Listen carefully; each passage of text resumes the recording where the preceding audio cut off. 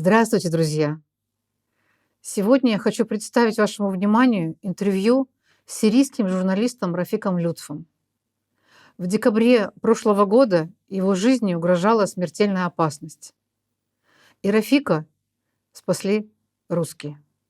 Поэтому, в первую очередь, я бы хотела выразить благодарность Министерству обороны, Генеральному штабу армии России, командующему группировки российских вооруженных сил в Сирии генерал-полковнику Александру Чайко, представителю Российской Федерации в ООН Василию Небензи, представителю Республики Казахстан в ООН Кайрату Умарову за спасение жизни известного сирийского журналиста Рафика Людфа, его жены и двоих детей. Отдельное спасибо военнослужащим армии России, непосредственно выполнявшим операцию по спасению семьи Рафика в условиях, когда вооруженные боевики Хаят Тахрир аль-Шам, запрещенной террористической организации, наводнили улицы Латакии и окружили военную базу Хмеймим. Многие до сих пор считают, что сирийская революция произошла из-за того, что алавитское меньшинство узурпировало власть в преимущественно суннитской стране. Но на самом деле это нарративы тех, кто все эти годы планировал, спонсировал и осуществлял планы по расколу, разделу и ограблению Сирии. Конечно, безусловно, исключать суннитский фактор абсолютно нельзя.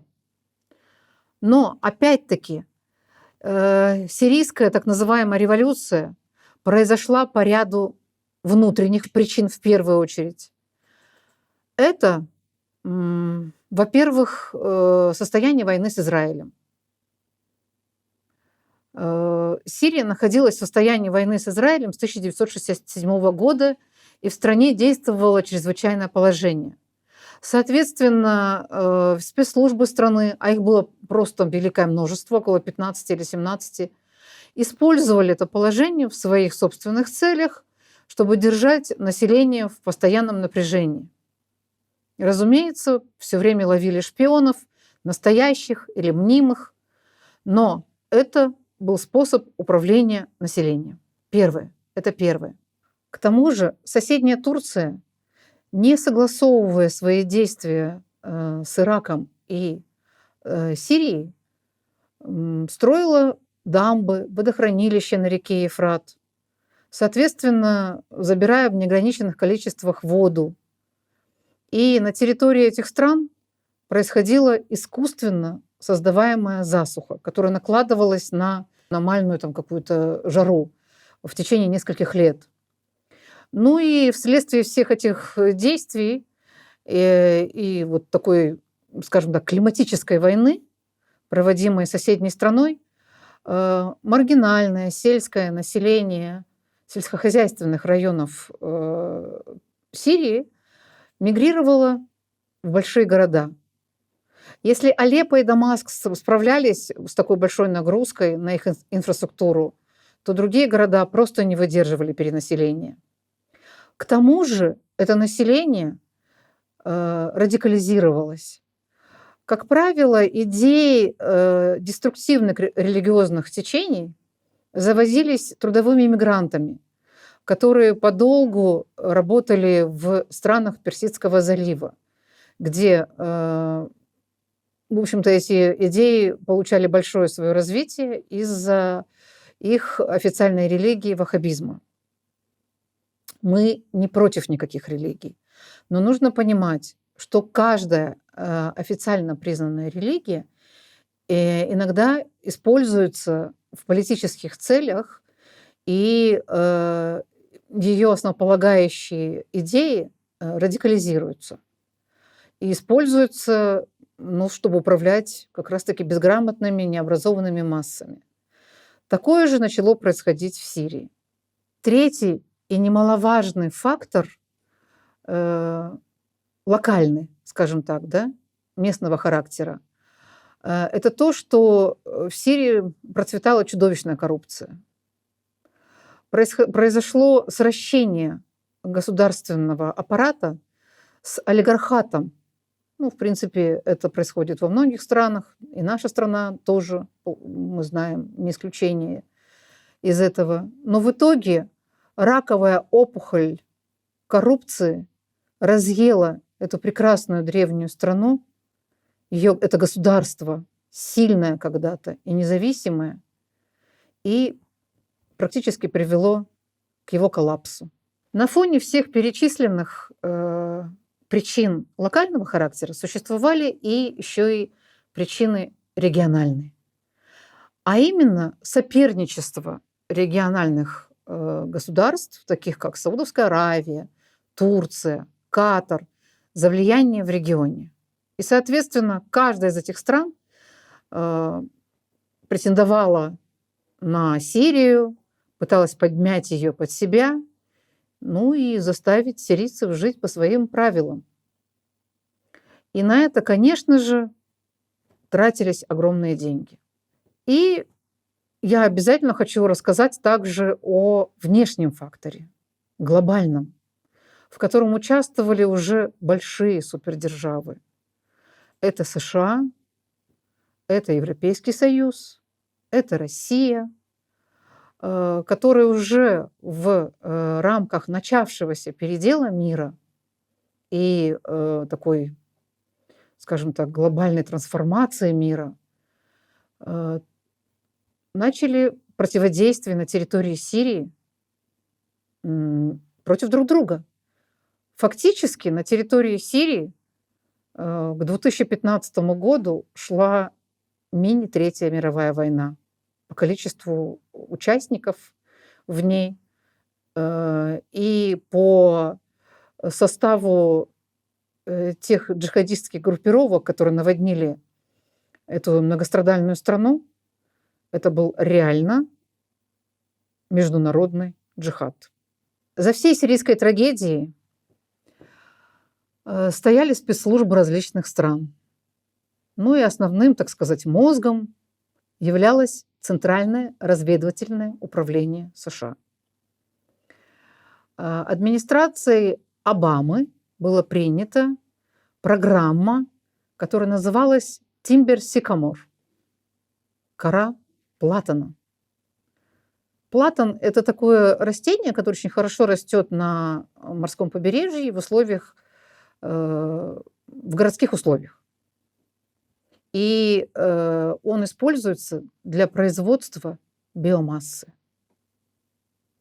Вы знаете, очень символично, потому что те, кто приехали на территорию Сирии, и сторонники которых иногда пишут комментарии под моими подкастами, типа «Россия бомбила мусульман в Сирии», или «Муджахиры воевали за свободу Сирии».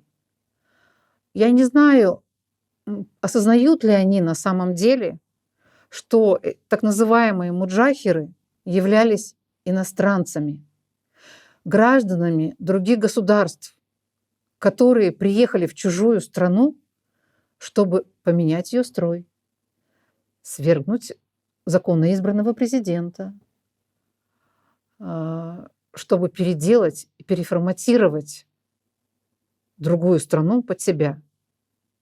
Причем эта страна являлась суверенным государством и членом ООН.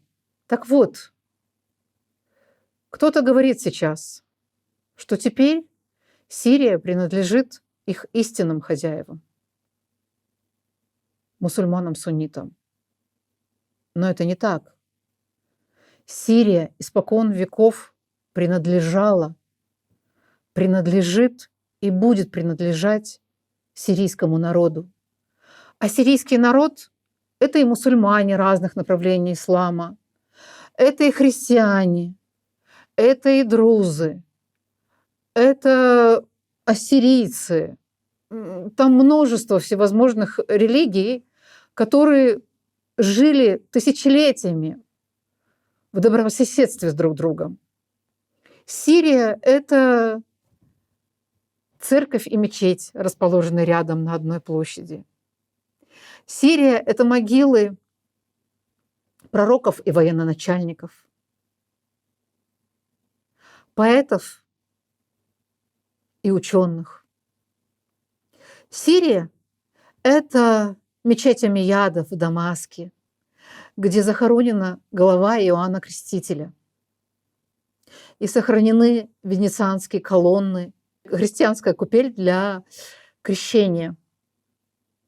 Там же, на территории этой мечети, захоронена голова имама Хусейна, сына имама Али, внука пророка Мухаммеда. Мир душе его. Там есть 2 минарета у этой мечети. Один из них – это минарет Девы Марии. Второй минарет Иисуса Христа. Согласно кораническому преданию, Иисус должен спуститься по этому минарету в конце света, встретиться с имамом Махди. И тогда именно на этой площади, перед мечетью Омейядов, христиане и мусульмане объединятся в общей молитве и вступят в свой последний бой с Антихристом. А после этого на земле наступит процветание.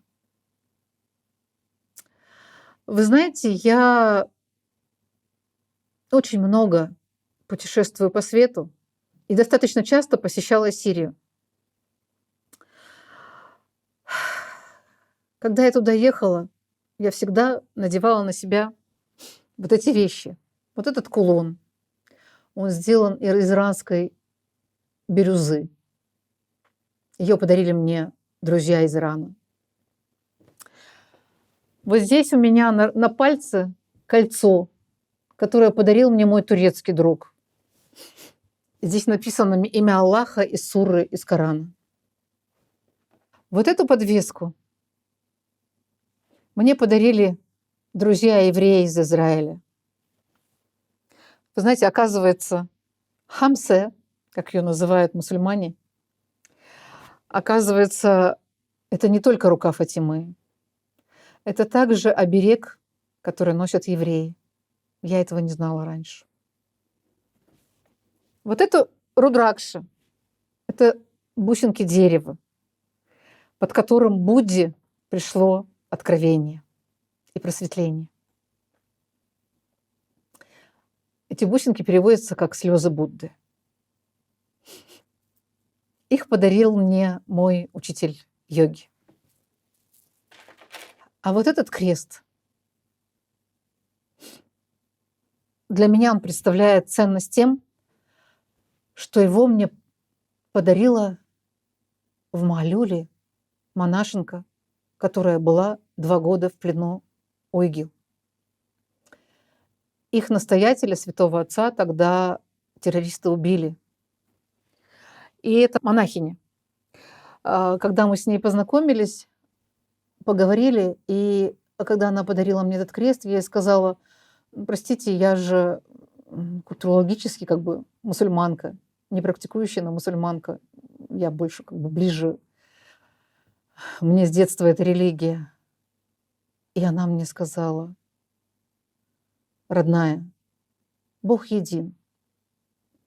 Просто когда-то люди, которые стремились к власти и хотели управлять миром, нас разделили.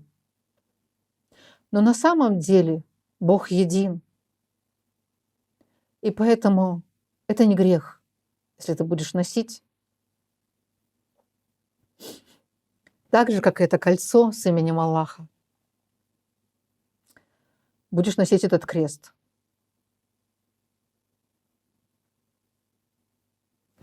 И вы знаете,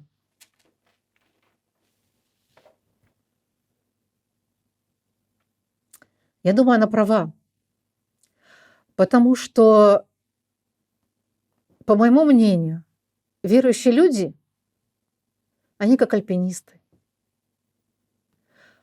Каждый идет своей тропой, каждый поднимается, используя какие-то свои инструменты, медленно ли, быстро ли, используют какие-то техники, возможно, когда они карабкаются на высокую скалу.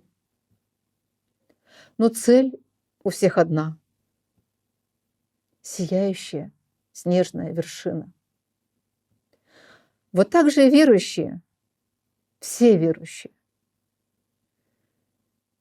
идут каждый своим духовным путем к сияющей вершине истины. Вы знаете, Рафик в своем интервью сказал, что он мог бы уехать в США, он является гражданином США, сириец.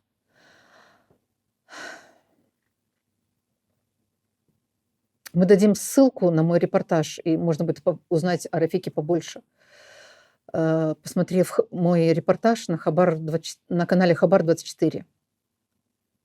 Но дело в том, что после того, как начались казни алавитов в Латакии, боевики убили суннитского шейха из Идлиба Абдурахмана Дала за то, что он осудил эти чистки, эти жесточайшие убийства на сирийском побережье. Эти террористы убили православного священника, духовного отца церкви Ильи в Баньясе.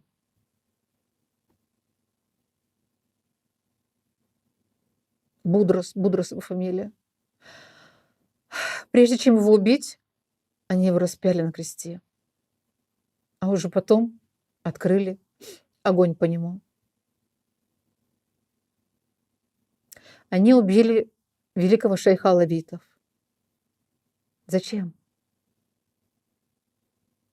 Почему они продолжают делать то, что когда-то сделали те, кто хотел нас разделить? Вы знаете, когда мы встретились с Рафиком в Москве, его сын, ему 8 лет, Адам, подбежал ко мне, обнял и показал мне текст на экране своего телефона. Там было написано: «Акмарал, Хабибти, любимая, спасибо тебе за то, что мы живы. Я абсолютно уверен, что ни один ребенок во всем мире не должен благодарить взрослых за то, что он жив». Ну а сейчас посмотрите интервью с Рафиком. А также на моем канале есть интервью с теми гражданами Казахстана, которые в свое время уехали воевать в рядах запрещенной организации «Исламское государство». То, что там было, это не ислам. То, что происходит в Сирии сейчас, это не ислам.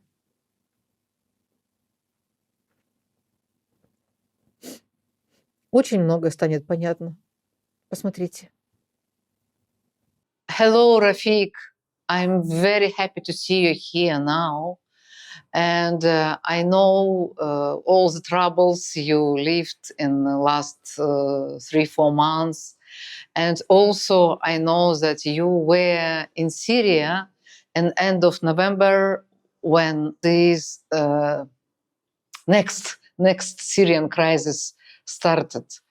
Please tell us what happened in Syria, how you see this crisis, how you see this situation.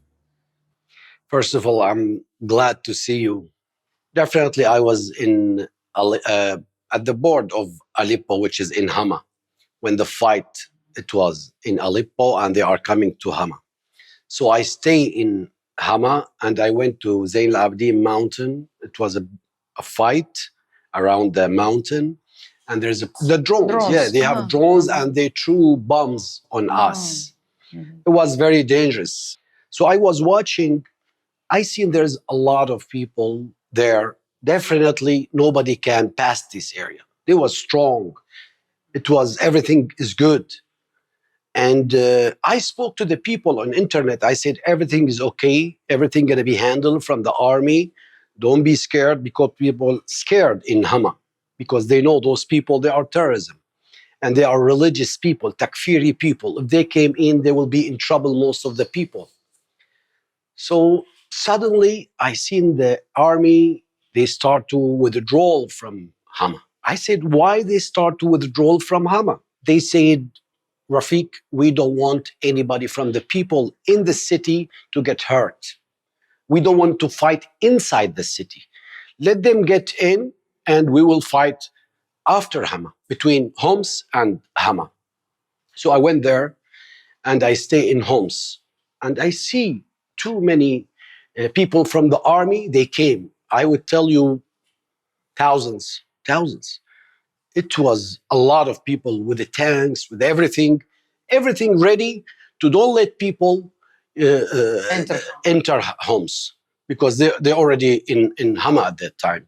So I seen the army, they start to fight with them in three places, which is Rastan and Dar Kabire and Telbise, these three places. And they kick them out of it.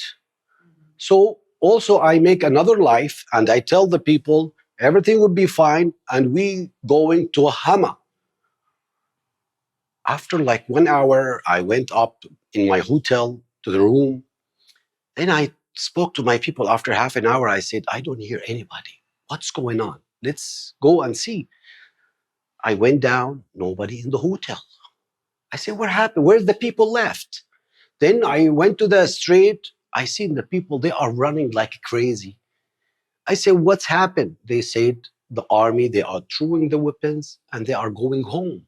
I said, who tell them that? They said, we don't know.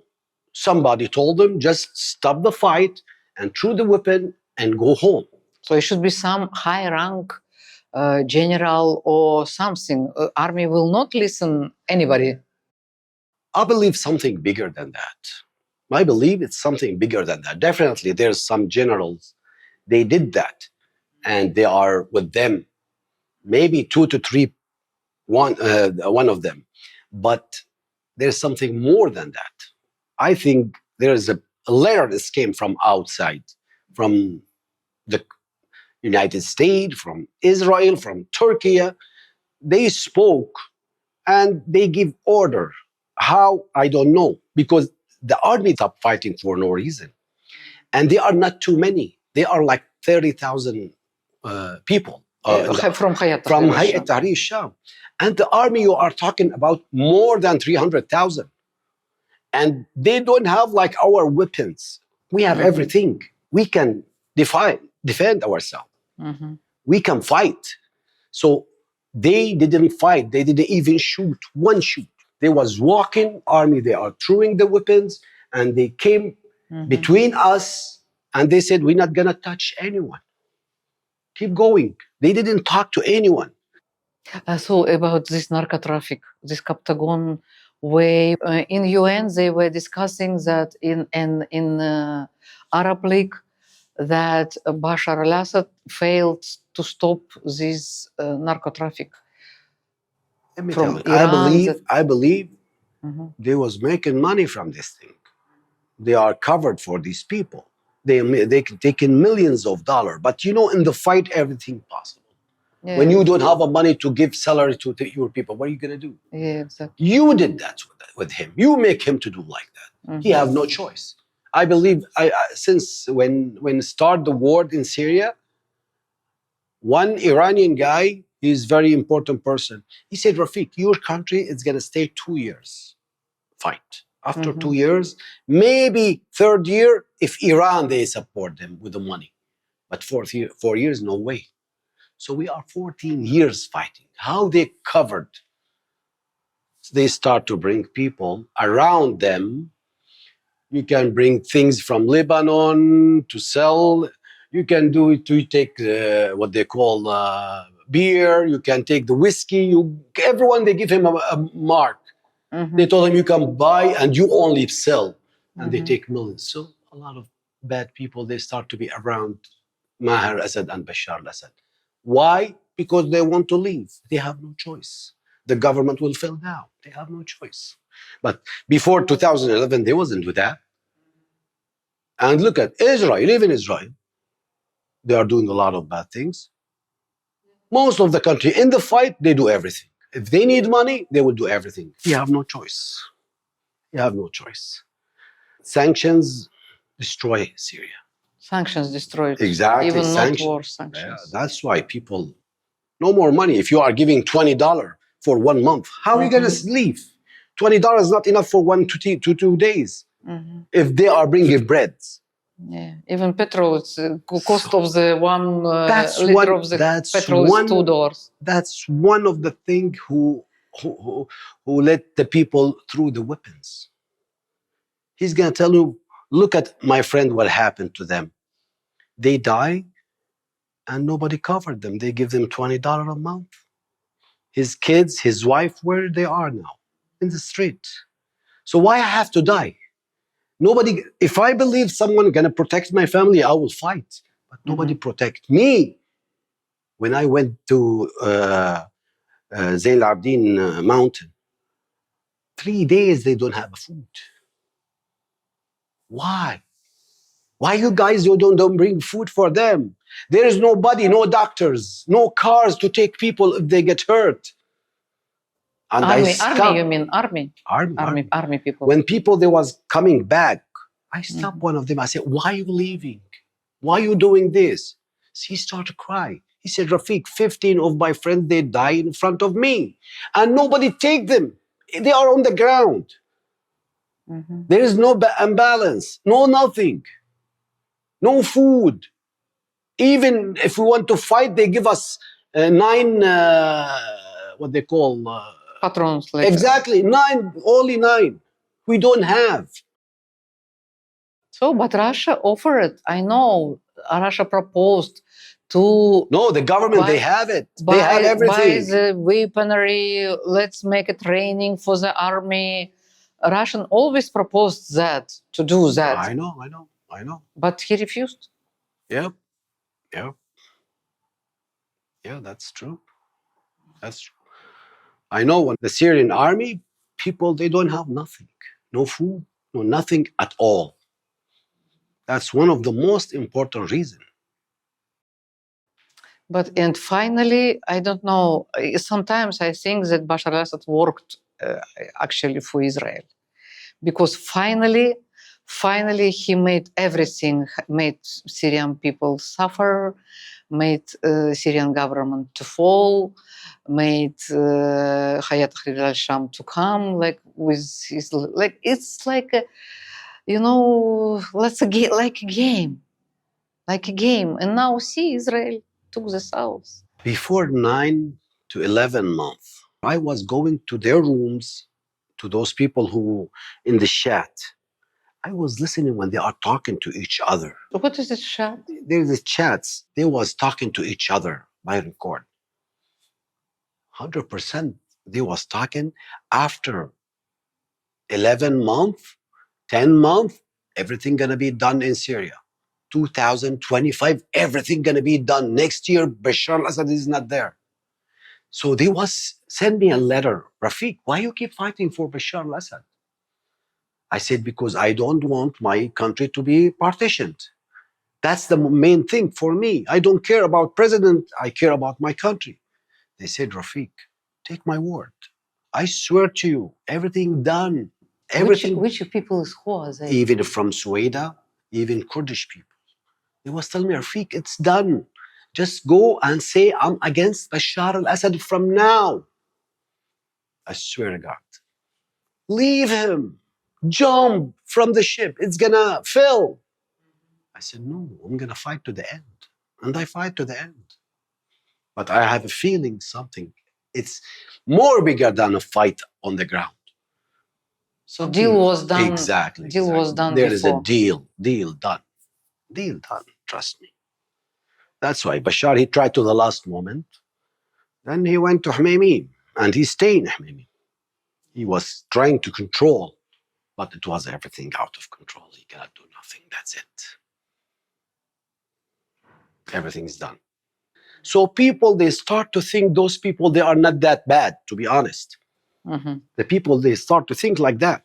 If you see the people from Damascus, a lot of family, they start to go to sea, to Latakia, to Tartus, because always there's some of them in Damascus. So they're scared. They went back to the mountains to the sea, which is their places, their main places. But you can see from Damascus to Latakia, the cars, if you want to go, you cannot move your car. A lot of traffic. It's unbelievable it was. Mhm. Right away for me, I start to think what I should do. Right away, I went to Damascus because my family, they are in Damascus. I spoke to my wife. I told her, get ready. Everything is over. The army, they left everything. They are leaving. She prepared herself quick. I came and I took her.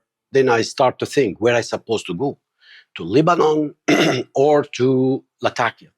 I said they're not gonna enter Latakia because most of the people of Latakia, they are Alawis and they're not gonna make a fight with them Mhm. because for them Alawis they are kafir. And I said Alawis they're not gonna let them in. They have weapons, they have everything. I went over there. Then I arrived about 6 o'clock in the morning. It was 8 hours on the way.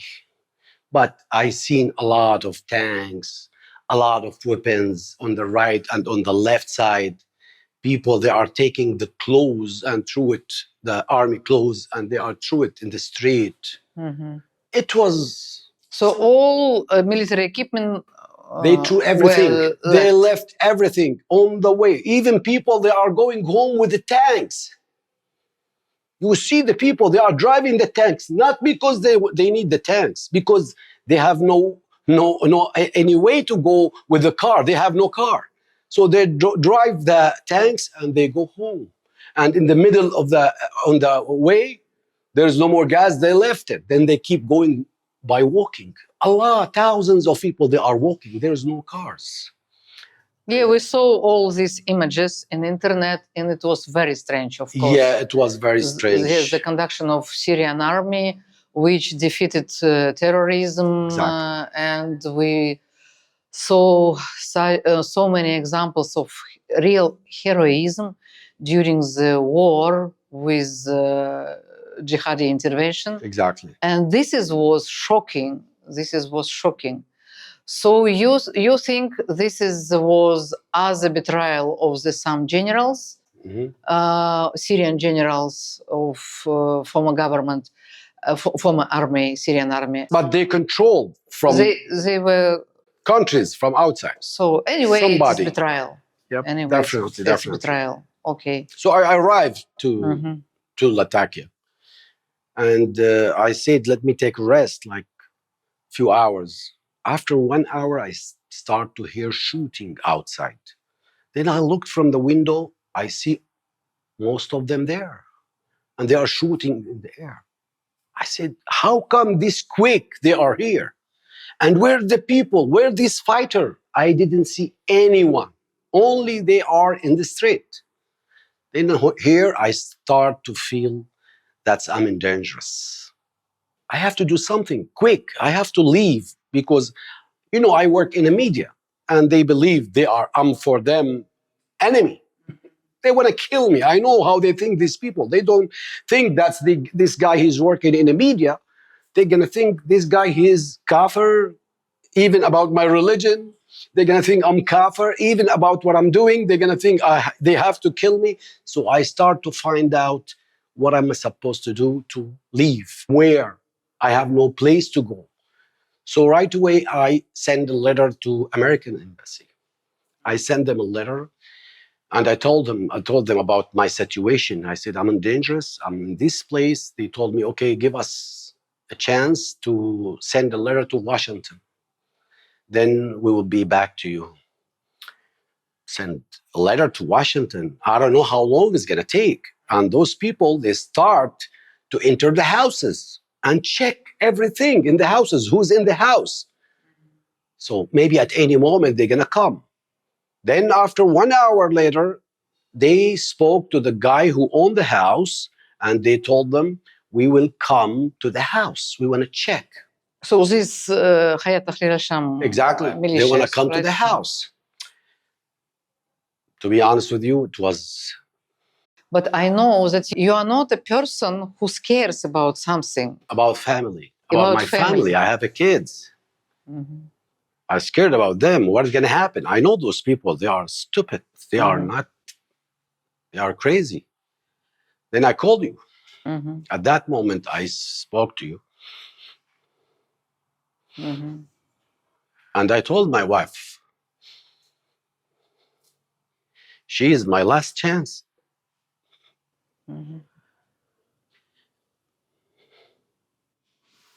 Okay, you are here. No, you are here. This is the most important, that you are alive. That let's speak about other things. Because let me for finish the- this part, because this part is very important for me. I spoke to you, and I was sure I know you very well. I know how you help people. So I spoke to you, and you was maybe, you told me at that time you was traveling. So I told you my situation, and I know you did a lot for me at that time. Then you called me, you told me, Rafik, get ready to leave. I asked you how, you told me just go to Hmimim, and Russia, and they would take care of you. I went to Hmimim, and at the door, they respect, they enter me, they give me food, they give me cigarettes, they said, don't worry, you are fine here. You are okay, don't be scared. Yep, they give me a room, and they said, just stay, sleep, we will find a way to take you out of Syria. At that moment, I got the call from the embassy when I was in the airport. They said, Rafik, where are you? We will send someone to take you. I didn't answer because it's over. I cannot go out of the airport. I cannot trust to go out. If you tell me, wherever you tell me, I cannot trust these people. Even if United States, they will send somebody, I don't trust to don't kill them. Those people, they don't care. So I didn't answer. I said, now I'm safe. The best way for me to go with them by the plane. And then I came to Russia. So I don't know how to thank these people, because the way how they treat us and help us. They give us like small house. We stay, they give us food, they give us everything. Even they check for our health, for everything. They take care of everything. We didn't even spend one penny. And everything we ask, they help us. And thanks God, now I'm going you're back. alive. Yes, this is the most important. Thanks That God, you, and thank you your for wife, you. I don't know how to appreciate it. You saved my life, to be honest with you. You saved my life. No, I'm not just gonna an forget instrument. this. I'm just an instrument in the hands of Allah. And really, we know that not only you, but around 8,000 Alawi Christians and even Sunnis now are taking refugee in Khmeimim military base, in Russian military base, and they take care about all of them. There are a lot of footages on the internet, how they stay there, eat there, and walk there. So, of course, it's very tragic. My family is still there, and they keep telling me, if you show up on internet or in the media, we're gonna kill your family. But you do. Despite all these threats, you are doing everyday streams, just explaining to the people what's happening in Syria. So what makes you to do that? Because every day I'm seeing thousands of people, they are dying. They are killing every single day. Since they entered, they show you first 2 days, nice face. So people, they start to trust them. And they ask for the weapons. They said, give us the weapon. They said, okay, this is the weapon. They said, everyone in the army, he can come, we can give him paper, everything is gonna be okay, go back home, you have no problem. And they did that, the people. Then, after 1 week, they start at night, go in homes, they start to go to the houses, they get in, they kill them, they steal their money, they don't care. Are you Alawi? Yes. They are shooting right away with no reason. even kids. I don't know if you've seen a lot of videos. Yes, of They course. killing the kids, even the babies, 6 months, 7 months, they kill them. Why? Because this guy for them, he's kafir, he's Alawis. Not if the regime or if the president is Alawis, that not mean all Alawis, they are responsible. Yeah, exactly. So they start to kill in homes for 1 month, every single day. And they took a lot of girls. And you know what happened? So people all this time, they was asking for help. They was trying to let someone know what's going on to help them. But to be honest, nobody helped them. Nobody covered them. Until now, from few days, now so far 3 months, they are in Syria. They went to Tartus and Latakia, and they start to enter the village. So the first village they entered, there's a people, they want to take them to jail for no reason. They said, okay, what he did? They said, that's not your job, we want to take them. So they start to fight. Then it's a grow. Then they start shoot from this side and from this side. Then it's a grow. Wasn't it a provocation just to start this big ethnic cleanse and just to give a reason? Maybe those people who attacked this military checkpoint, maybe they it was a provocation from their side. Before it's a start from 2 to 3 days, they start to bring the tanks and they put it on the highway. A lot. And they start to bring the cars and armies, and they put a lot of people. They said, we want to go inside the village because we think there is people, they have weapons. So definitely there's some people, they have weapons because they're scared, they don't trust. And not just only them. In many places, like in Suwaida, in Dara, in Deir Zor, in Hasaki, in everywhere, they still have the weapons because they're scared about themselves. But the new authorities in Damascus, they said that there are remains of assadists, of former government army, and there was some general. I don't remember his name. Let me tell you something. If these people, they want to fight, why they threw the weapon and went back home? If they want to fight, they will fight at that time. In the beginning. In the beginning, they threw the weapons and they went home. But still people, they have a gun. They have a Kalashnikov. Maybe they put it under the ground to see what's going to happen. But when they start to kill their family and they enter to the village, here they start to talk to each other. People they was in the army, people, normal people, they start to jump to help and protect their family. So they wasn't think about to make a fight, but they forced them to fight for them, to defend themselves. They have nothing else. Then they start to fight together. But quick, they kidnap like 20% of them, and they show on the social media, they show them, they said, okay, this is 20%, they are part of our family. And this is the food, this is the water, and you are a guest for us, and you will go back home. I don't know if I send you this video, I will send it to you. They said, those our family, we don't want to kill them, but just to stop, kill us. And they didn't care. They said, if you want to kill them, and we will come to kill you. And they start on the social media, on everywhere, on the media, they start to tell people, Hayya ala al-jihad. Come to fight. Come from every place in Syria to fight. In the mosque. They start, we will go to fight Alawis. And on the way, they was speaking, those people, on social media, on Facebook. But they didn't kill only Alawis, because there are also footages of Christians. Even they crucified one of the religious leaders and then killed him. And also Sunni Sheikh Abdurrahman Dalla, I believe. He's my if, friend, Abdurrahman Abdullah. He's my friend. He's a one of Sunni my from friends. Idlib. Don't think Sunnah they are involved with this thing. Sunnah in Syria, they are middle. They are not terrorism.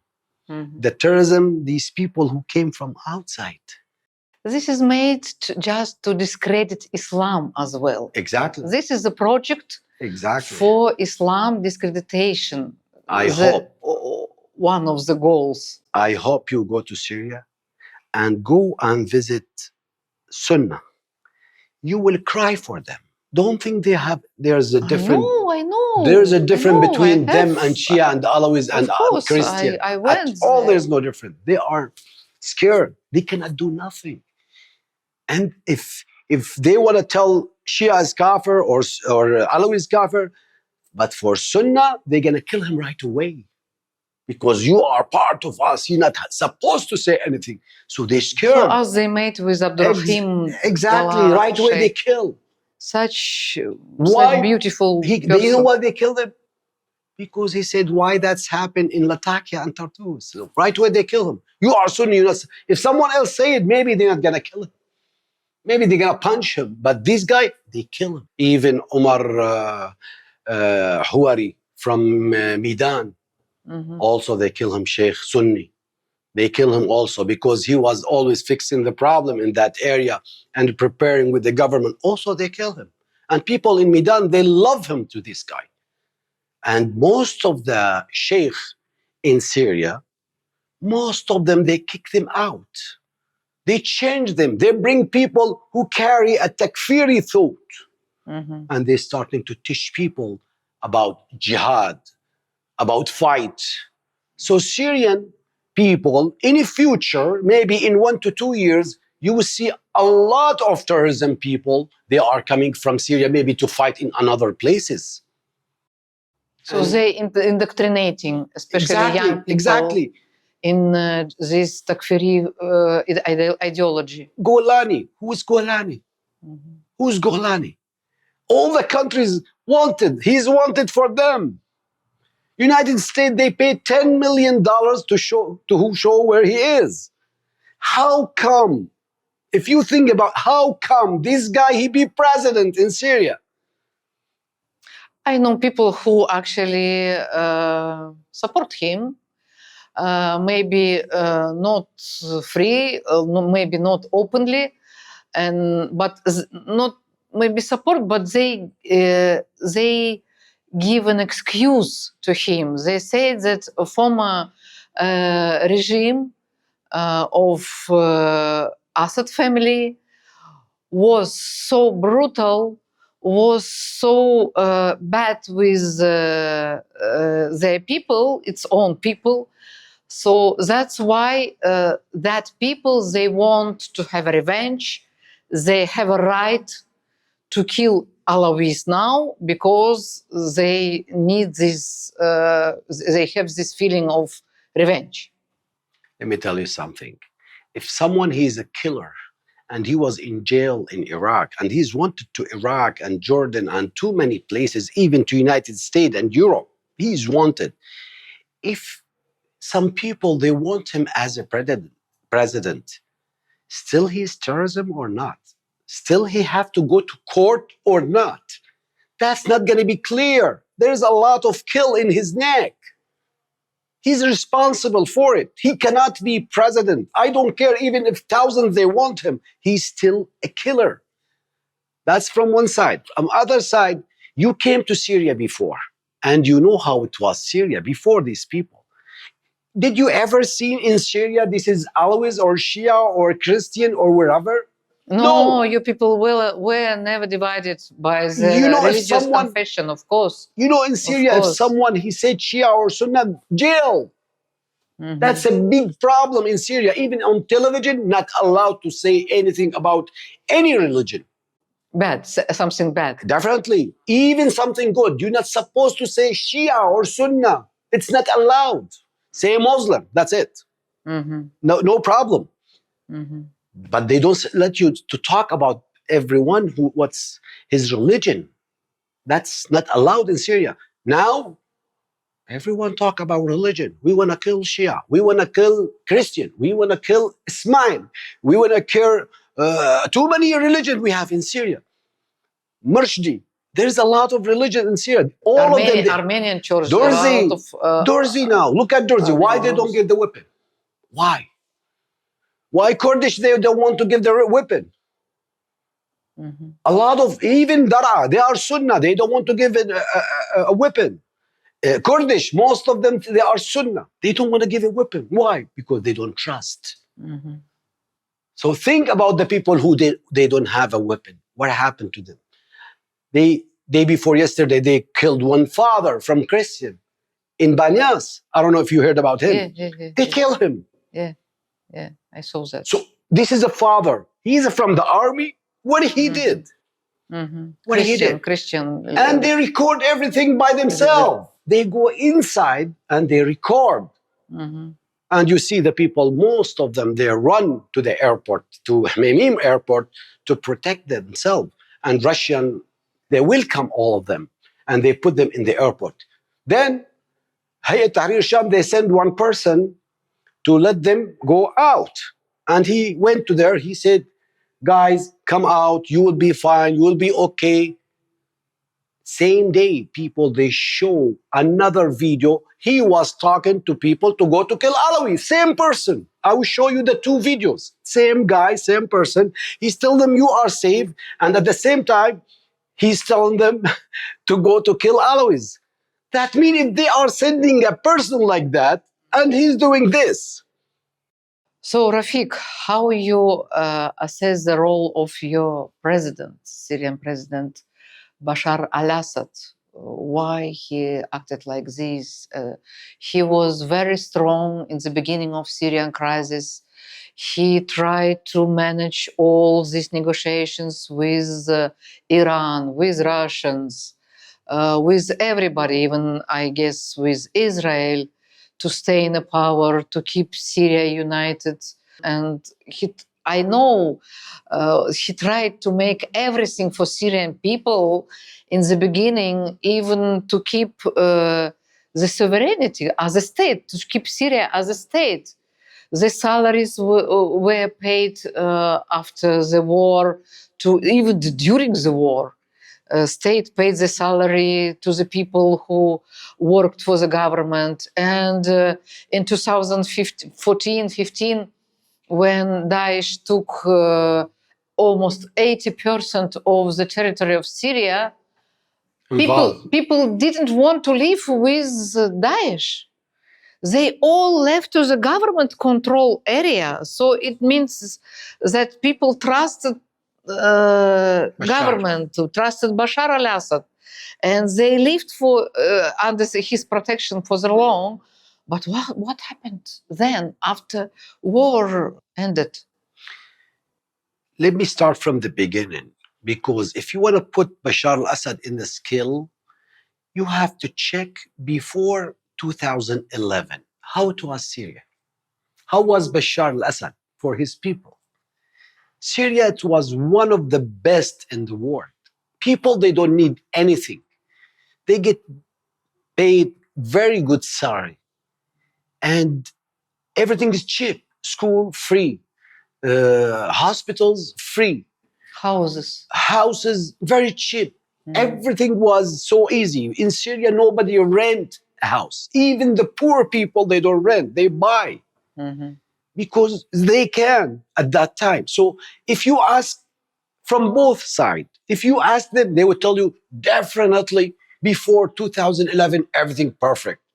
And when you talk to someone after this 14 years, if you tell him how we can fix this problem, he gonna tell you right away, can you let me go back to 2011? Okay, if you know at 2011 it was everything perfect, why you did this revolution? For what? So what do you got now? But people, I spoke also to the Syrian opposition. I met them in Astana. They said that Assad's family ruled Syria with an iron fist. We didn't have freedom. We didn't have like freedom of speech. we were oppressed. So I talked to all these war field commanders from Syrian opposition who came to Astana to negotiate. Let me tell you something. Most of the people who supporting Bashar al-Assad, 80% of them, they are Sunnah. They was with them in the army, in the government, in every place. They was Sunnah. Mhm. They are with him. Who's telling you that he's not telling you the truth? Before 2011, everything was perfect. All these things maybe start after 2011. Why? Because of the sanction. Because Of the sanction. sanctions. Yeah. Because of the sanctions. Exactly. Mhm. Because of the sanctions, they start the government. They need money. They need a lot of things to Syria, and they are not allowed to bring it. Mhm. So Syria start to go down. Day by day, they are going down. And they bring people from out of Syria to fight Syria. If you want to do a revolution, it's supposed to be Syrian against Syrian. But they bring people from Libya, from Turkish, from every places in the world, Shishan, even Igor, from every place they bring people. Okay, if it's between Syrian, why are you bringing these people? And why Turkey, they are supporting these people? If you see, before anything happened in Syria, they prepares a place to the people to move to Turkey. They prepare it before it starts. The refugee camps. With a few months. The refugee camps. Exactly. They were in the border. camps, yeah. In the border. I Why saw they them. prepare that? That means it's not a revolution. Mhm. There was a planning to partition Syria, but they need people to help them. How they going to bring people Syrian and from outside terrorism people with the religious people? Then they're going to start to fight in Syria. Okay, Radical people. after 14 years and sanctions with this fight, what do you think the people around Bashar al-Assad, how they're going to be? A lot of people, they are working for money. They are stealing. They are doing a lot of wrong things, 100%. So corruption. But because of who? Because this revolution. Without the revolution, we was okay. But when they came with the revolution, they make it like that. Otherwise, Bashar al-Assad, if he think about money, about what they are saying, he can make a peace with Israel. They're going to give him millions. They're going to give him everything. Just he will say, I don't want to fight with Israel. That's enough for him. He can make a relation. He can tell Iran, go out. I don't need you. He can tell Hezbollah, we are not together anymore. There is a lot of choice for him. And all Arabic people and United States and all the world, they will give him everything he wants. But this guy, he knows that they want to partition Syria. They want to step by step to cut it. So that's why he was fighting for his country. Otherwise, he will give them whatever they want and he would take whatever he wants. So everything happened after what they said revolution. Definitely that happened. The mistakes, because those people, because they are responsible. Syria, there's no more money, no more, a lot of things, no oil, no nothing. They need everything. So you will know in the fight, there's a lot of things bad. It happened, definitely. And it's out of his control. Who's going to fight? People with him or people against him? It's very hard for him.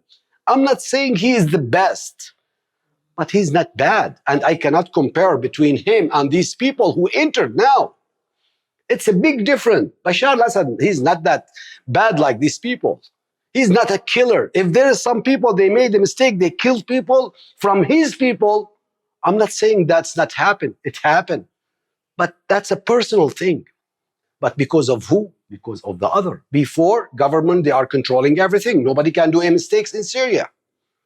We wasn't perfect. So I'm not saying he is perfect, but at the same time, he wasn't bad. He was care about his country.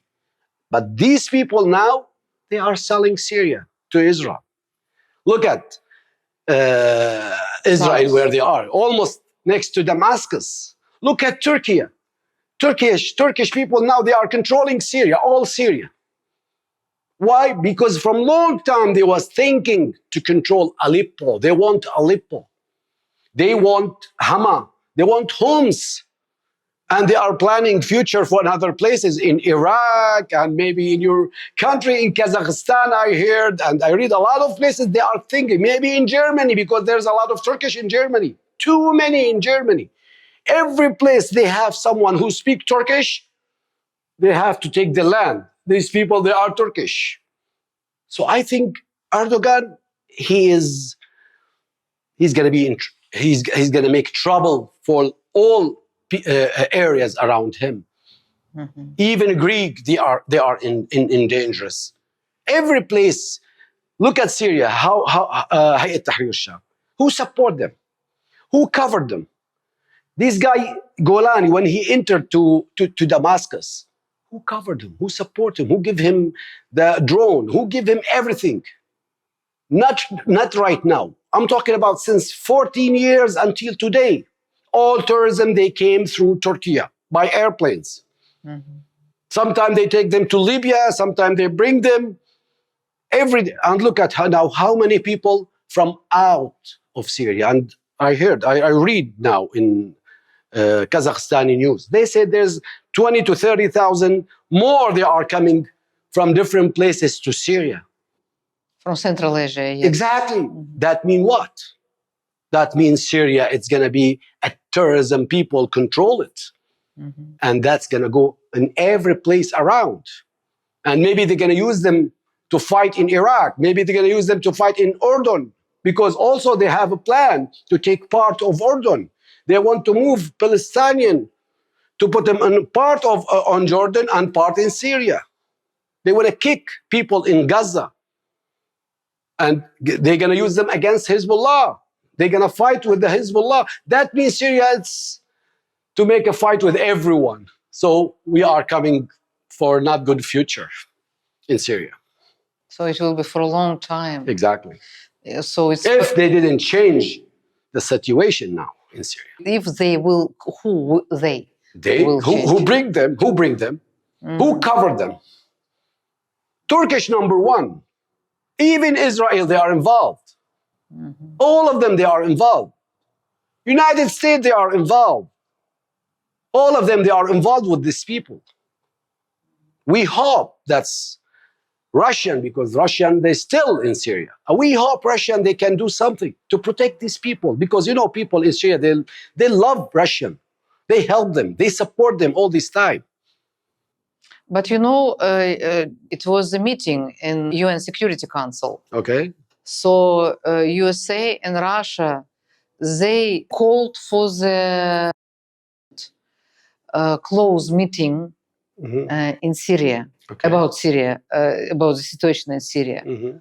So actually, as it closed meeting, nobody knows what happened? what happened and what they were talking about. But I know what special UN General Secretary Guy Peterson, he said that new authorities of Syria, they failed in first of all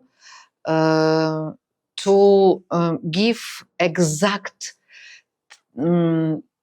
description and terminology for the temporary period of their power. So they didn't say what is it, the temporary power. Mhm. They didn't explain what doesn't mean. So it means that Giuliani just made himself the president without any election. Yep. And says that it's temporary, but it looks like he's going to stay forever. And the second thing which Guy Pedersen said, that the Syrian authorities, they failed to demilitarize the people, the population. So there are a lot of groups, as you said, they have weapons. So there are a lot of military groups which are not united, which are not integrated to the army. So this is the again, the very warning sign. Then another thing is that this is, of course, ethnic cleansing of Alawis and others.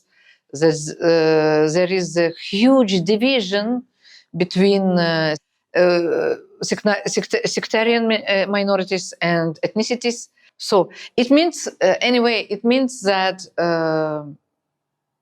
there is something, there are some negotiations, there are some maybe decision taken behind the closed doors. But you're right, people are still dying. Until today. You are not going to believe United Nations, they are in this village and they keep killing another village. They don't care. And they are telling the people, now United Nations, they're going to come people from United Nations and they're going to talk to you. If you say anything against us, we will kill you. So those people who are killing now the Alawis, Christians and Sunnis in Latakia and Tartus, are they Syrians?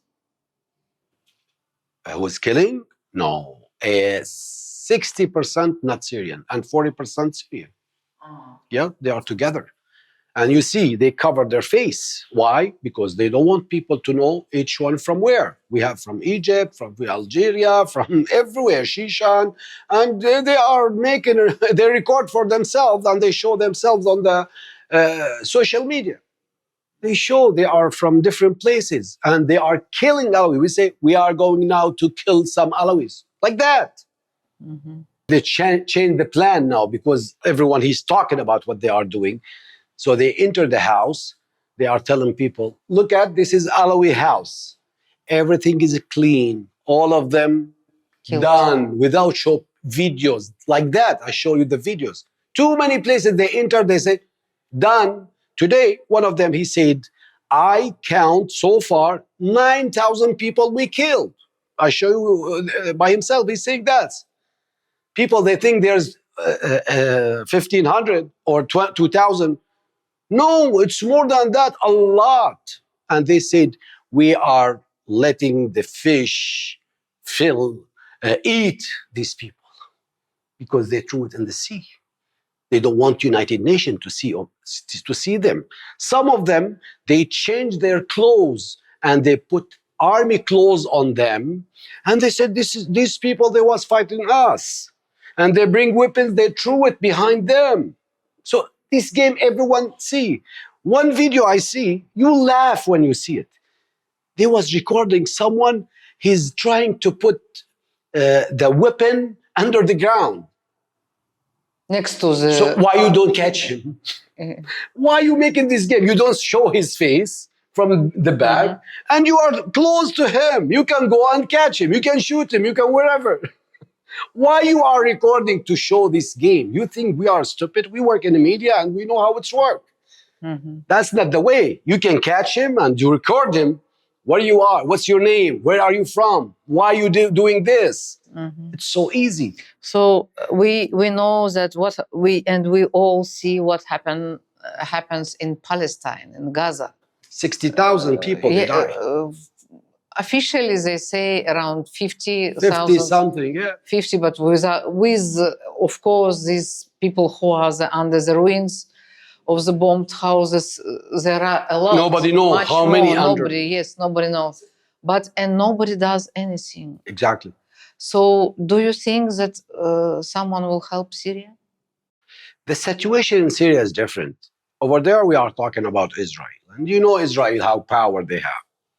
So why don't take action about what's going on in Syria? Israel already took the south of Syria. I know they took the south, but they're still thinking about more than that south.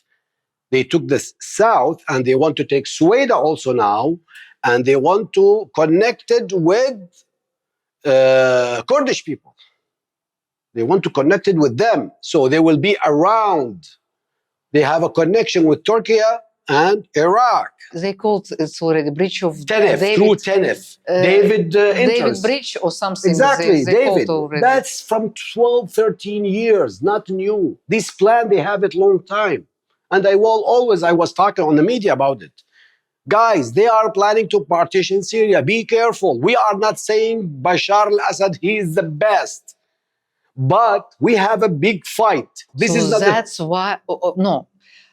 So, but why Bashar al-Assad didn't fight this time?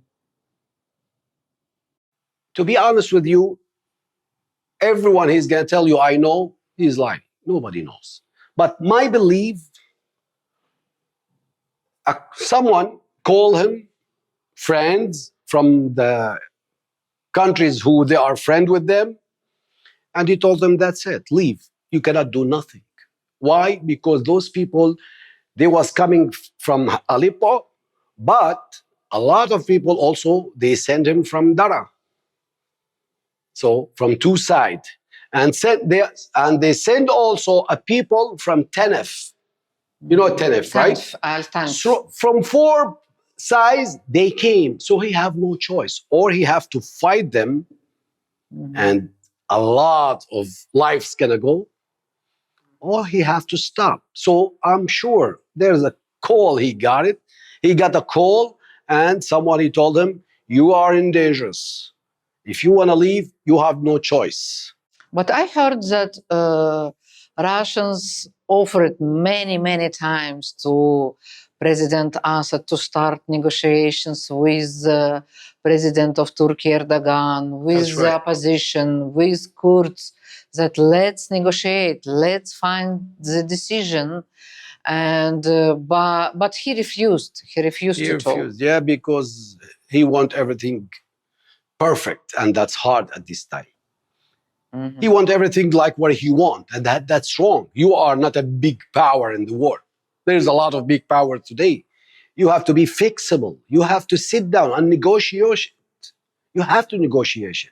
If you go back to the time of President Hafez al-Assad, if you remember at that time, the minister of Syria, he sit with Rabin, if you remember. And that's Hafez Assad. He was very strong, Hafez Assad. And he let them sit down. Why? He felt it's something big. So they sit down together and they make a deal at that time. Then Israel, they didn't do the deal.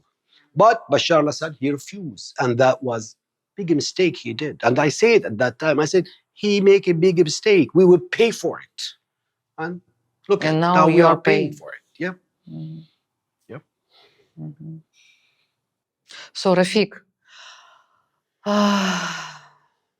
Iran. What do you think about Iran? What's your opinion?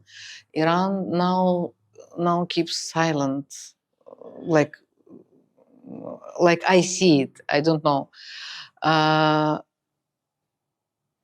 Before Trump came to the power, before the elections, there were elections in Iran. So this new president was elected after the killing of or death of the Raisi.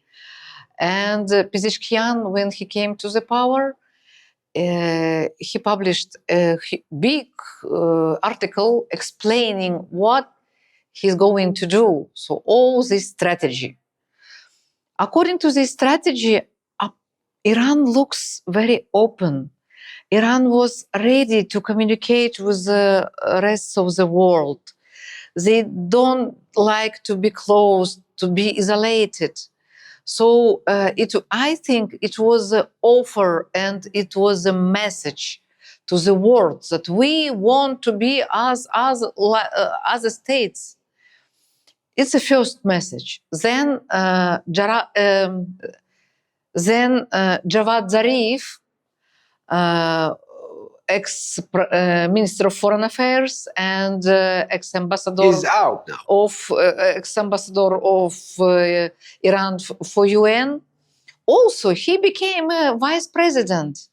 So he supposed to negotiate, or maybe he was appointed with that goal to negotiate with the United States of America and to make links, to make a peace, to make an agreement. So, but again, he resigned just recently, 2 or 3 days ago. So this is like how I see that. And after his resignation, again, the rhetoric of Iran like becoming more defensive or even aggressive, you know. So it means that these reformators, which are party of reformators in Iranian government, they have had a chance, but America, the USA, Washington, they didn't hear these messages from Iran. I see like this. And Iran again came back to his policy to fight United States, to fight Israel, maybe to activate again all its proxies. But this is a danger. It's a danger for the region. Iran made the strategic agreement with Russia. So they are partners, not only economic partners, political partners, also military partners. And really, all the region very close to the big regional war, taking in account that Israel has a nuclear weapon. Only Israel has a nuclear weapon in the region, Pakistan as well, but India too. India too, but I'm in this Middle East region. What do you think? What will be in future? Is the World War III can start from the Middle East, despite all the efforts many people do around the world? Let me go back before they killed Sayyid Hassan Nasrallah.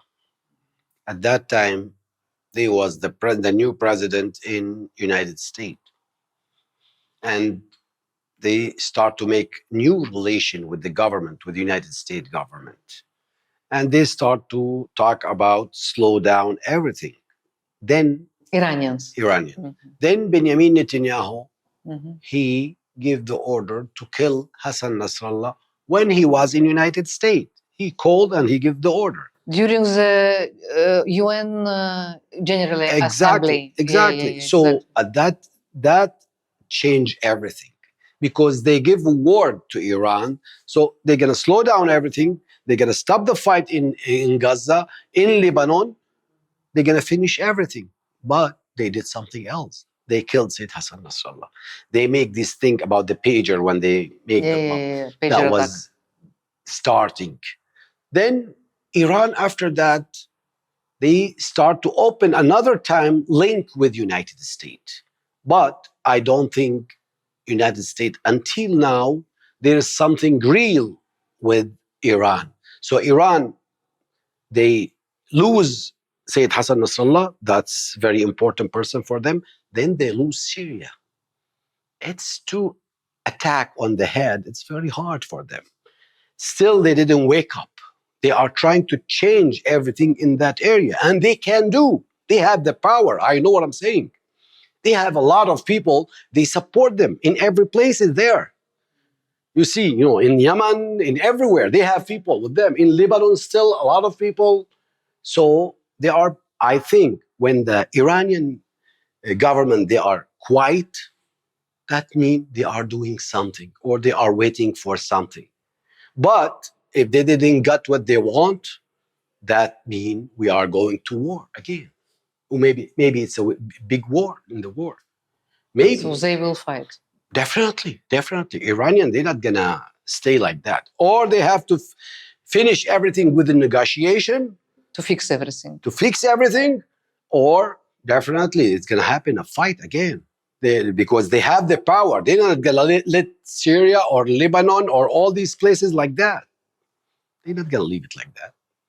So the future of Israel, what do you think? I don't After think all these things, all this genocide, all these killings, bombing, and everything, I believe will Israel get what it wants? Israel, I believe they have a big problem inside. Most of the people inside Palestine, we say, we don't say Israel, they are leaving. Most of the Jewish themselves. companies, they Jew- left. Mhm. A lot of Jewish, they went out of Palestine.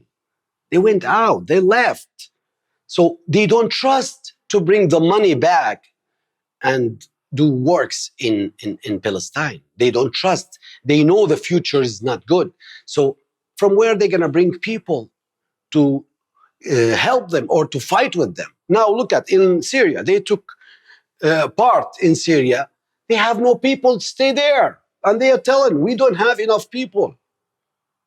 So I don't believe Israel, they're going to go for a better future.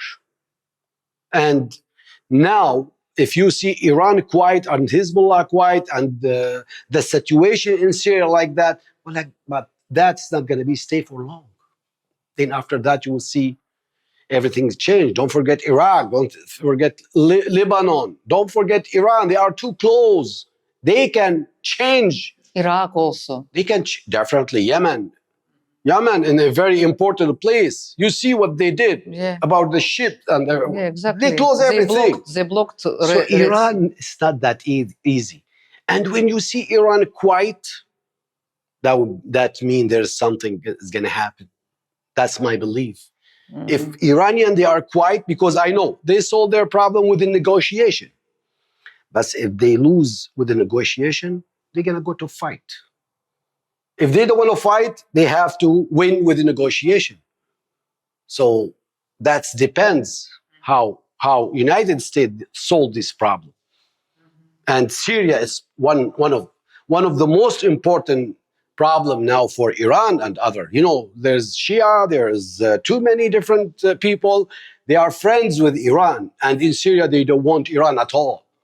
They don't respect them. They are talking about them very bad thing in Syria. This new power. Definitely, they don't want them. They said there's no future for Iran with us. Mm-hmm. Even in the places who respect Shia, they control it. Mm-hmm. And they are going over there, make a record, say a bad thing about Iran, about Hezbollah. That's make those people, you know, they cannot keep watching. At the end, something can happen to stop these things. Because of that, I don't think Jolani have a future in Syria.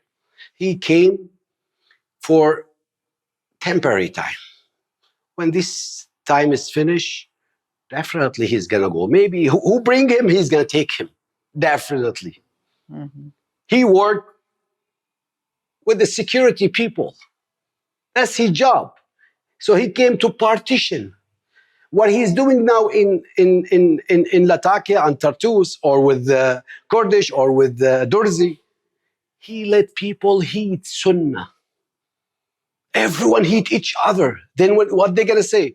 Oh, we don't want to stay with this government. Let's separate by ourselves. Durzi, he gonna think like that. Alawi, now look at Alawi. They said we want to be separated until another government come. But at least we need to protect from outside. Somebody come, protect us. We don't want to be with them right now until somebody else change. So my belief, Jolani, in his hands with the blood, it's very hard to accept him to people. No way to accept him. Even the deal they did now with Kurdish, very soon it will fail. Why do you think so? Because all Kurdish, they don't want him. Look at what they are saying on the social media and everywhere. They said to Mazloum Abdi, why you put your hand with this guy? This guy, his hand is blood. How come you put it? You know how many people he killed in Afrin? Yeah. Too many people he killed. Abu Amsha, he's the one who killed. He's with Jolani. How come those people, they will be together? You bring someone, he have a very bad history. It's very hard to solve the problem with Alawis, with Kurdish, with everyone. It's very hard. even the people who was against Bashar al-Assad, who start from 2011 until where they are, we didn't see not even one of them. Nobody came back to Syria. Why? Because he don't want them and they don't trust him. And those people, they are 90% of the people who was against. So those people are going to stay outside of Syria? After 14 years, they are waiting. Now they have to wait again? I don't think that Jolani, he going to stay. I don't think. Okay, we'll see. Rafik, you are really a fighter for your homeland, for your country, for your people. I know that, and I know how much work you have done during the war. And also you helped to Lebanese people. I remember when it was some unrest in Lebanon, Lebanese government invited you just to talk to the people on TV and explain everything. And you have big experience to negotiate with the opposition as well. You participated in this program of the national peace and consolidation. And you participated in the exchange of with the hostages between Syrian army and opposition. So you made a lot for peace. And you have huge experience to fight radicalism, radical Islam. We in Kazakhstan, we are a secular country.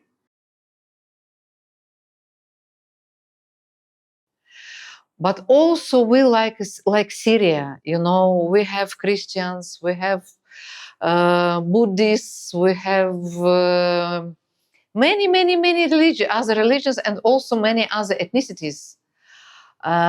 Many of them left. To be honest, it's a big loss for my country, I think, because after the perestroika happened, many Germans left from Kazakhstan, many Russians left, Jewish people left to Israel. And, you know, now there are some people, of course, influenced from outside, like in your country, like in Syria, and paid, well paid from outside to destroy this beautiful mosaic of our society. And when I saw you crying, really, I also wanted to cry because I fear not for myself. I have no fear for myself. I know that everything in Allah's hands. You're scared about future. But I scare about the future of my country. And I worry about the future of new generations.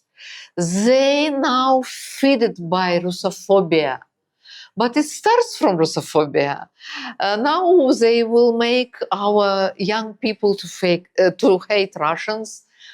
Then they will teach our young generation to hate Uyghurs, Uzbeks, Tatars, Russian, other Ukrainians as well. We have Ukrainians. So they have this idea of mono-nation state, this nationalism. But we have perfect example in Ukraine. What they wanted to make from their country, the same scenario.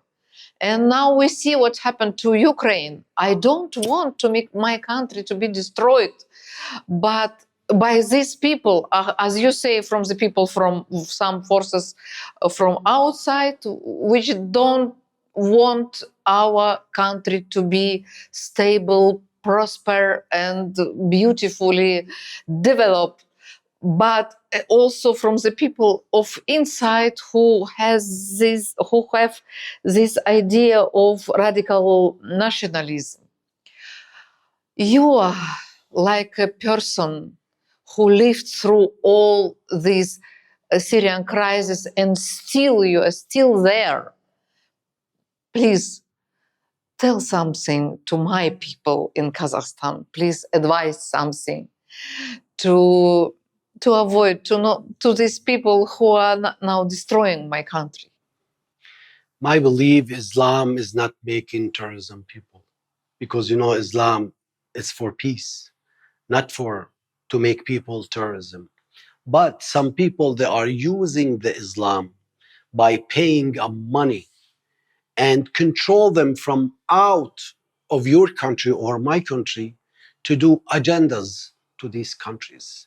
And look at now, for us, Turkey, they did that.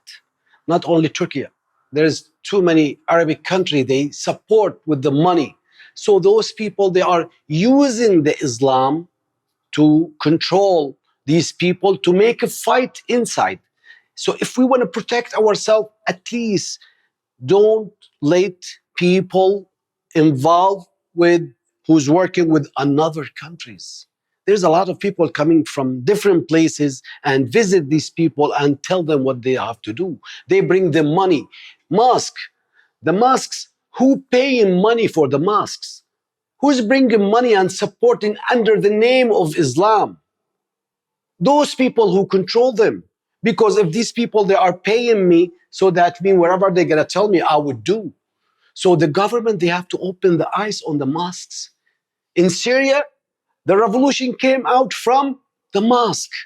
And if it's a revolution, it should come from where? From the street? From the street, from the college, from everywhere. But here in Syria, it came like that. And even weaponry was, and you have to learn. Was hidden in the mosques. Exactly. So they have to learn from what happened to us. You have to open the eyes on the mosques, who control what they are saying. They have to be strong with them. They have to keep watching. Everyone, he's trying to tell people about to kill. That means he's taking the country to the dangerous or to place. hate. Exactly. They have to stop it. They have to be strong with them. They have to finish something. We have a lot of. When I was on next to Kremlin, I make a live video over there. I want people to think I'm in Russia because I'm leaving. So I said, let me make a record. They will say Rafik in Moscow. Then I go another place. Some people that was walking next to us and they heard me, I'm talking about Jolani. They stopped. They came to me after I finish. Assalamu alaikum. No mustache, beard. No, or with mustache and beard, or no mustache. No mustache with a beard. Salafi. Yeah, Salafi Takfiri. He said, where are you from? I said, where are you from? He said, I'm from Kazakhstan. I said, you are? There are 5 people. From Shishan. You are? They looks from those people, Takfiri people. He said, you are Syrian? I said, yeah, I am Syrian. He said, how's Bashar al-Assad? I said, it's a big problem, big story. So they was listening what we are saying. These non-government, non-commercial organizations, they are paid by USAID, this American agency. We have a lot of NGOs from Turkey, from other countries. In the government? Not in the government, but government is allowed. That's wrong. That's wrong. Government allows to do that, because if we will close that immediately in European Union meetings and UN meetings. Our president will be called as a dictator. Our state will be called as a authoritarian. Let them say whatever they want. You know why? Because in the United States, you cannot do something like this. You can say whatever you want, but you cannot do. But those people... You cannot do something against government, against people. Yeah, but those people, they are a bomb. At any moment, they will use it. In Syria, they was controlling all these things. But at one time, since Saudi Arabia and other countries, they start to pay money to those people. They changed the religion from Muslim Sunnah to Wahhabis. Then they just like Afghanistan. Afghanistan, same thing at the beginning. They start like that. Look at Afghanistan. Same thing they did in our country. Same thing maybe they will do in your country, in every place. Don't think the fight is going to stop in Syria. Syria is going to be the beginning. The big problem for them in the Middle East, it was Syria. Because why? Because against Israel. Because they are behind each other. They cannot do anything in all Middle East without Syria. Now Syria has fell down in their under their control. So that means the fight is not going to stop in Syria. It's going to go everywhere. You see what happened in Palestine. They are taking now the whole land. They're going to kick all Palestinians out. They want to bring it to Syria, to throw some of them into Egypt. They have a big problem with Egypt. Look at the army in Egypt. They are changing now. They are getting ready for something. They are feeling there's something that's happening. All countries over there, they are scared. They are quiet. They're ready to fight. Exactly. They are quiet, but they are getting ready. Even Iran. Iran, when they quiet, that's mean they are getting ready because they want to protect themselves. I'm not saying they want to make a fight. No, but they will protect themselves. And you see how they are working together. Russia, Iran, China. That means they are feeling something going to happen. So they have all of them to protect themselves. That's my belief. Oh, I couldn't help my tears, really, Rafik. Because I love Syria. I love Syria like my own country. And I always was telling my people, since I worked on my first documentary, I was telling that we should look at Syria. We should study this case, Syrian case. We should not allow, we have happened in Kazakhstan. But I believe that Russia and China will be between two superpowers. And they will not allow to make something in our country. Exactly. They will make just to, just to poke, just to annoy Russia and China. Exactly. They're trying to do that. They're people already there in our government. But Russia, they make a big mistake. Syria, it's the most important place now in the world because Israel, they're scared because of Syria. Syria is next to it. They have weapons. They can fight them. They're not supposed to leave them. No, I talked to Russians. Putin himself said, we cannot be more Syrians than Syrians themselves. If Syrians don't fight, why? Take my word. I am telling you, I was with them. I was with them. People that was fighting normal. They got order withdrawal. Even your friend, remember? Before 4 days, Russia, they told him, leave. Yeah, this is a big fight. This is not fight only for Syria. This is a fight for the world. Trust me, the situation in your country is going to be more difficult because your people very experienced with the fight.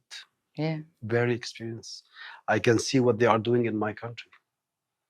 Syrian, they cannot do like them. They are the most important, who's depending on them to kill. They're depending on them to kill.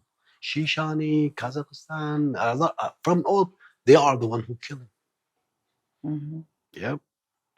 There is some Syrian, but not too many. Because there's a lot of them, they came to social media and they start crying. They said, this is not Islam. We didn't thought that's going to happen. We see by ourselves, they are killing people, innocent people. They was with Hayya. They quit. You see videos on the internet. Yeah, they quit. They said, no, we see they are killing innocent people. They said, this is not Islam. But other people, they are laughing. They're making a video like this. They're having a joy. They are happy. They are happy. And they are taking girls. They are taking girls a lot. That's why always they get crazy. What taking? Girls. Girls. Yeah. You know, always kidnapping. Always, yeah, they are very beautiful. In Syria, they are very beautiful. So they are taking girls, 12, 13, 14 years old. That's why people, they start to make a fight. They cannot handle it anymore. Any girls, they like it, they take it from street, from college. Now, all of them, they stop the school. They don't trust to let people go, their kids to go out. Okay, Rafik, I wish you really, I know that it's impossible to say, have a happy life. you will not have happy life because everything was happened. Everything happened in front of Suddenly. your eyes, and maybe even if you felt something, I absolutely sure that you actually, as a citizen, as a patriot of your country, you made a lot for Syria, and you did the best of you. Thanks God, I still believe that's what I did is not wrong, because I know what I was doing. I'm not fighting for one person or for the president. I was fighting for my countries. And I never worked for any government. I was working from my house, and I never get paid from anyone at all. I was spending from my pocket to fight. People, they think I'm a very rich guy. You came, you see my house. I can go back to United States. I make a lot of money over there. I lose in Syria. But I know if we lose Syria, we go into big trouble. And look at now.